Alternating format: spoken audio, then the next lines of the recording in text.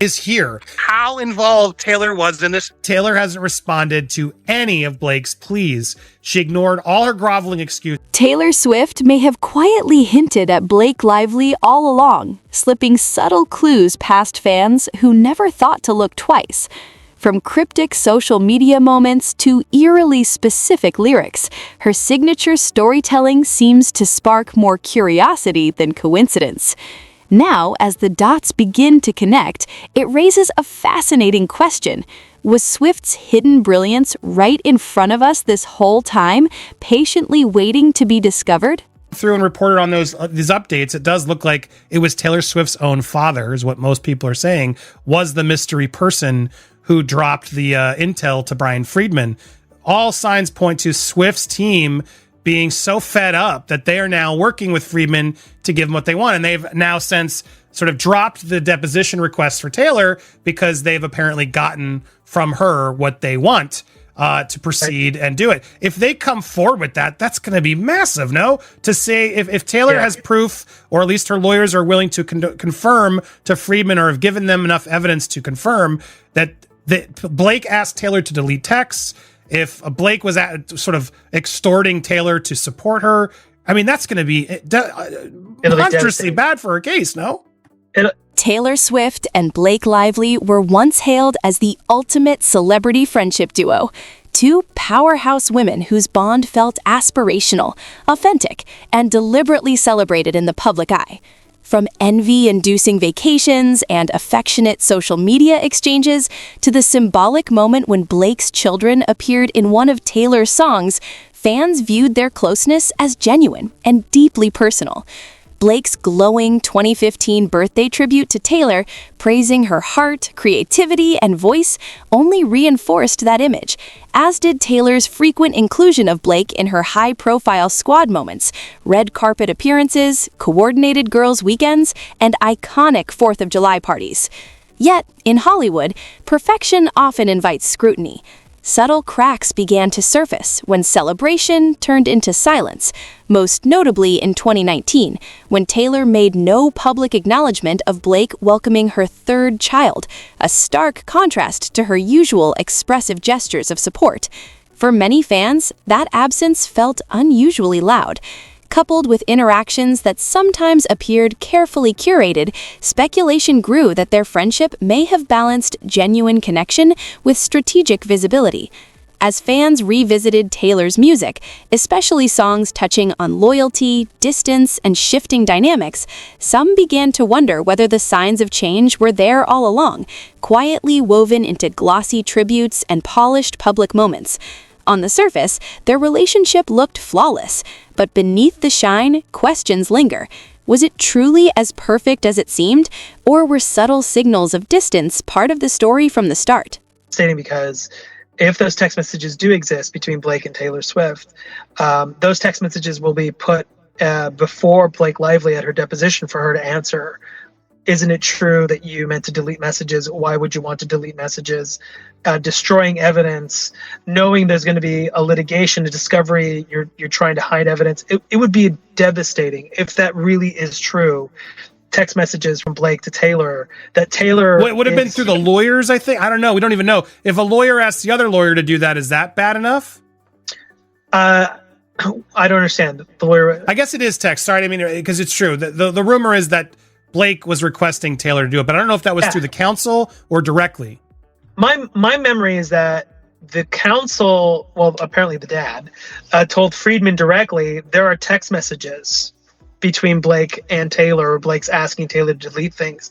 And it sounds like Blake is listening to good counsel going, you need to distance yourself away from this person, work with the Friedman attorneys, tell them... Taylor's listening to... Taylor's fed up, it seems. Taylor's fed up, like it's not worth the exposure in the legal battle. Just give him the text messages in exchange for an agreement that they will no longer pursue they'll no longer ask for your deposition, right? Because then the problem is this: they'll have the documents, then they're going to go and depose Blake and go, look, these are the text messages we got from Taylor Swift, and Blake has a decision. She's going to go, those are fake texts, or she's going to have to own up to them. Either one is a very bad Taylor Swift is far more than a global pop icon. She's a meticulous storyteller who weaves fragments of her real life into her music, daring listeners to decipher what's autobiographical and what's metaphorical. From the coded capital letters in her early album booklets to carefully planted Easter eggs in music videos, social media posts, and live performances, her work has always operated on multiple layers. Over time, fans have come to view her songwriting as a kind of musical diary, chronicling not just romantic relationships, but friendships too, some of which seem to unravel subtly between the lines. That curiosity intensified in 2020 with the release of Folklore, particularly the track Mad Woman, whose haunting themes of betrayal and gaslighting felt strikingly pointed. Lyrics like "Women like hunting witches too, doing your dirtiest work for you," sparked speculation that the song may have reflected tension within one of Taylor's closest relationships. The timing only fueled the intrigue, as it coincided with a noticeable cooling of her public connection with Blake Lively, marked by fewer interactions and shared appearances. The speculation deepened with Evermore, especially the song Tolerate It, which many fans interpreted not as a romantic imbalance, but as the portrait of a one-sided friendship. Lines about giving endlessly while receiving little in return suggested quiet resentment and emotional neglect, blurring the line between artistic fiction and personal reflection.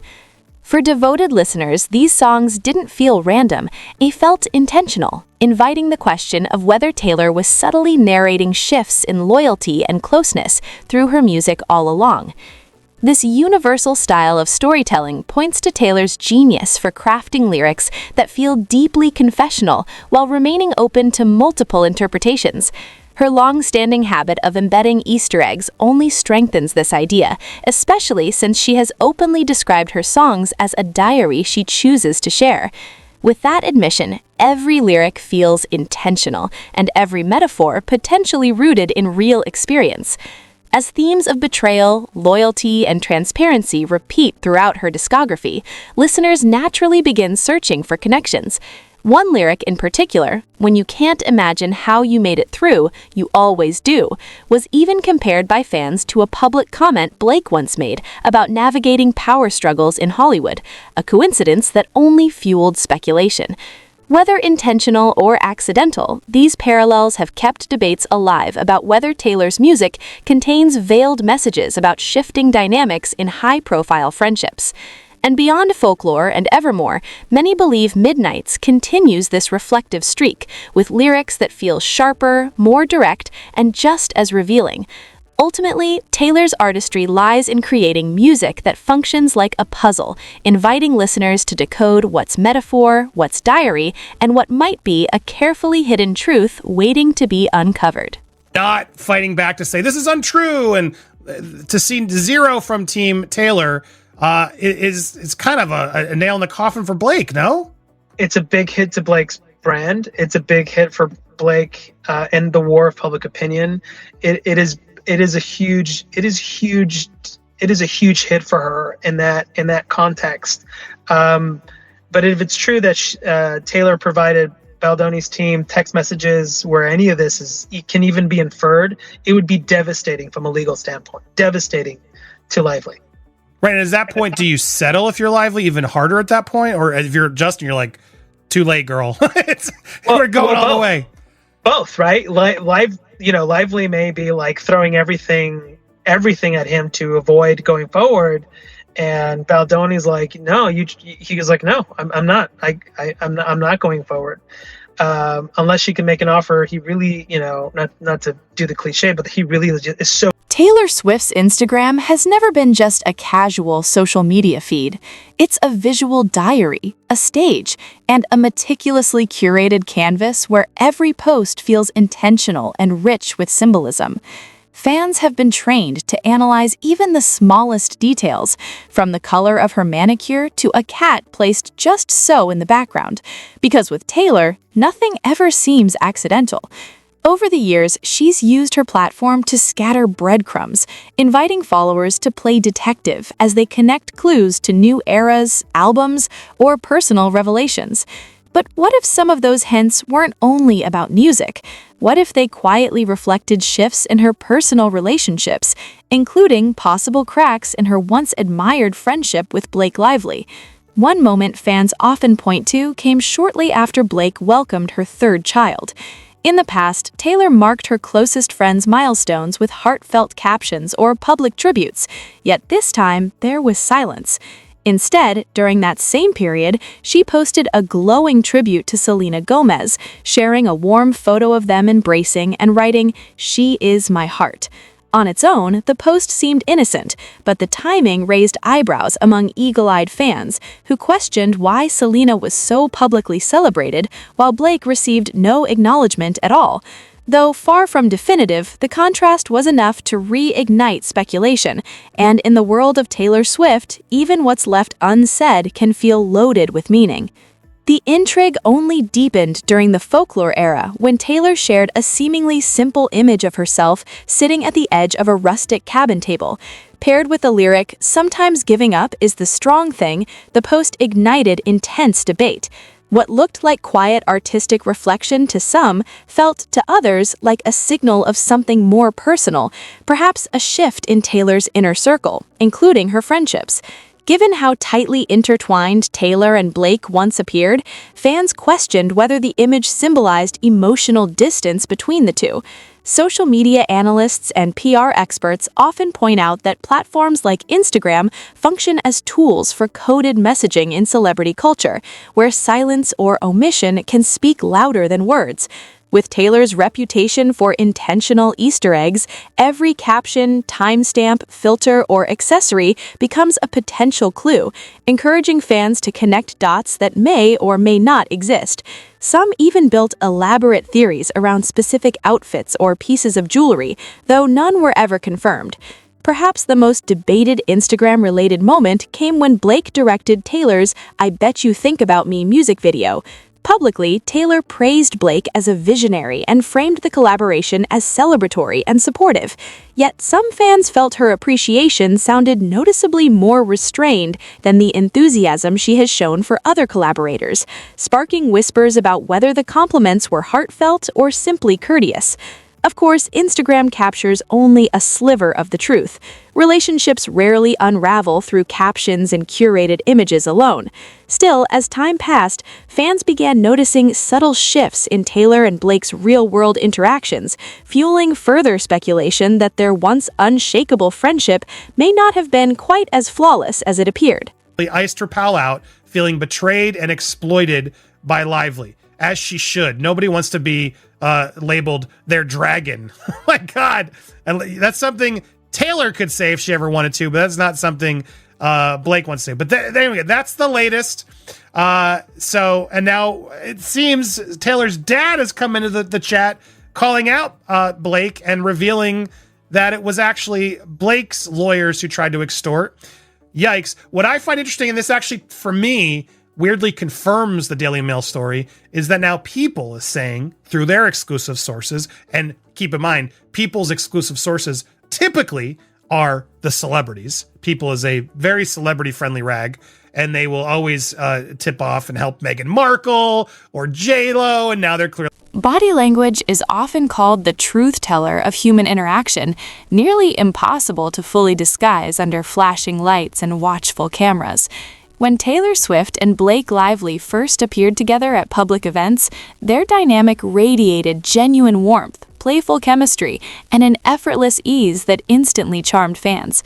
Every shared laugh and inside joke seemed to confirm an authentic closeness, especially during their memorable 2016 award show appearance, where Taylor dazzled in sequins and Blake matched her energy with equal brilliance. The candid snapshots from that era felt natural and unforced. As the years passed, however, some observers began to sense a subtle but noticeable shift. The smiles were still there, but questions followed. Were they as carefree as before, or had something changed beneath the polished surface? Public appearances often mirror private realities, and for Taylor and Blake, fans believe their red carpet moments gradually began telling a different story. At a charity gala years later, the contrast felt striking. They arrived separately, didn't walk the carpet together, and while they posed briefly, their expressions appeared more restrained than connected. One fan summed it up online, saying they seemed more like co-workers than best friends, a sentiment many echoed.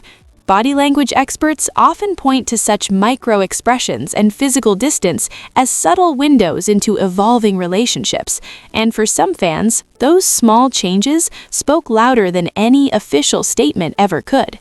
Into underlying emotions, gestures too fleeting to consciously script.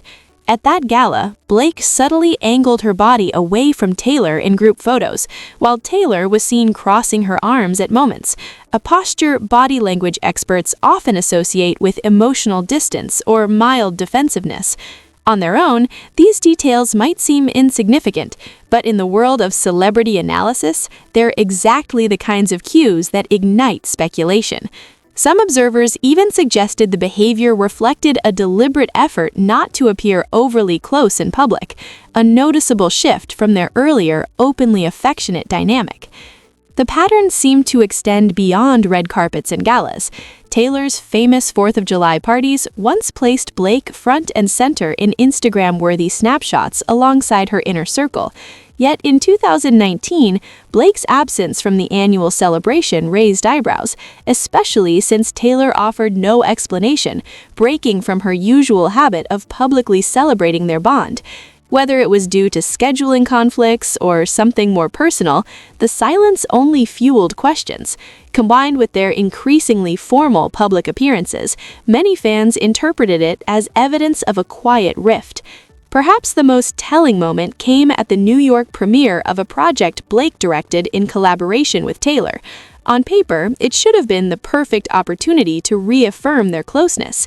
Taylor praised the project publicly, calling it visionary, but her body language appeared noticeably restrained.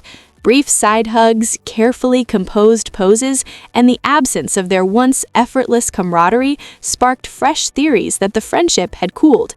None of these moments alone offered definitive answers, but together they paint a picture of gradual change, awkward pauses replacing laughter, formality replacing ease, and a slow fading of intimacy. For many fans, these subtle shifts have reinforced the belief that Taylor and Blake's once inseparable friendship may have quietly unraveled, with those closest to Taylor possibly holding the missing pieces of what truly changed. Essentially, the judge has ruled officially on what is going on with this protective order when it came to the text with Taylor Swift, and there was one lovely quote here. Deadline covered it as well, but just saying, given that Lively has represented that Swift had knowledge of the complaints or discussions about the working environment in the film, among other issues, the request for messages with Swift regarding the film and this action are reasonably tailored to discover information that would prove or disprove Lively's harassment and retaliation claims. So right there, Blake, you started it. You said it. And that's why it's coming in. And to me, that's the most important thing of all of this, because I hear all the time people say, Justin dragged her into this. No, I think Blake did, in starting with that dragon text. Calling her, little monster type thing of hers and that type of thing. And no, she has been brought into this by Blake this whole time, and it is completely reasonable for Justin to want to know her side of the... Taylor Swift's collaborations have never felt like simple, surface-level artistic pairings. More often, they come across as carefully chosen statements woven into the larger narrative of her career. For Taylor, selecting a collaborator rarely seems to be just about the music itself. Instead, these partnerships often function as emotional markers, reflecting shifts in her life and offering subtle insight into the themes she's ready to explore, both publicly and privately. Fans have learned to examine every feature, producer credit, or co-writer not just as a creative choice, but as a breadcrumb leading back to her inner world. In recent years, that habit of scrutiny has deepened, with many listeners convinced that Taylor uses collaborations to quietly signal changes in her personal relationships, including friendships. A notable example came with her unexpected collaboration with Phoebe Bridgers on Nothing New, one of the Red, Taylor's version, vault tracks. The song's melancholic exploration of growth, disillusionment, and the shifting treatment of women in the spotlight struck a powerful chord on its own, but fans couldn't help drawing deeper connections. Phoebe, often linked to an indie circle that openly critiques Hollywood's obsession with polished perfection, felt like a deliberate contrast to the glossy, high-profile world Taylor once inhabited. For some, the pairing symbolized a turning point, an intentional alignment with vulnerability and introspection over image, and a subtle signal that Taylor's inner circle, both creatively and personally, was evolving. A pivot, an embrace of raw sincerity over sparkle that, by contrast, felt like a quiet departure from the polished, perfectionist energy Blake Lively has often been seen to embody. This theory gained even more traction when fans revisited Taylor and Blake's own collaboration on the I Bet You Think About Me music video, which Blake directed. The project was playful, cheeky, and widely praised, presenting Taylor as a sarcastically polished wedding crasher. Yet after its release, their creative partnership never continued. For an artist known for her deep loyalty to recurring collaborators like Jack Antonoff and Aaron Dessner, the absence of a follow-up project with Blake stood out.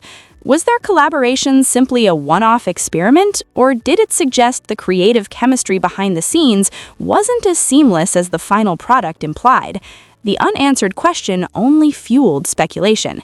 Another moment fans point to came with Taylor's collaboration with Lana Del Rey on Midnights.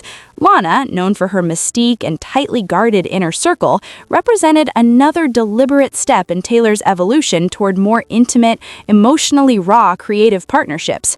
The timing aligned with a visible shift in Taylor's public life, as her once highly visible squad friendships, including Blake, seemed to quietly fade. Many fans interpreted this as part of a broader recalibration, Taylor moving away from high glamour optics toward collaborators and companions who embodied depth over spectacle. That narrative felt even stronger with the release of the All Too Well short film, where Taylor cast Sadie Sink in the lead role.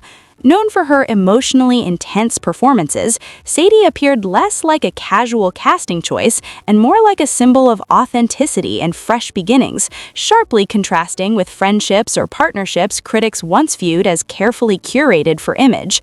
To longtime fans, these choices don't feel random. They form a pattern. Taylor has always embedded meaning into her work, leaving trails that invite interpretation. Through lyrics, visuals, Easter eggs, and collaborations, she tells stories that extend beyond the music, often reflecting shifts in her personal priorities. Within that pattern, some see the outline of a changed dynamic with Blake Lively, where Blake once stood visibly within Taylor's orbit, celebrated through posts, parties, and projects. The silence of recent years feels louder than words. Taylor's recent creative partnerships appear to underscore a narrative of intentional distance, favoring authenticity and emotional honesty over polished perfection. None of this is definitive, of course, but fans argue Taylor has never been an artist of coincidence. Her choices feel deliberate, layered, and strategic. And when looking across the years, one thing becomes clear. Taylor uses every medium at her disposal, lyrics, collaborations, and public appearances, not just to create art, but to shape her story. Whether that includes quietly rewriting the narrative of her friendship with Blake Lively remains open to interpretation, but as always with Taylor Swift, the mystery lingers, inviting fans to question, decode, and wonder what comes next.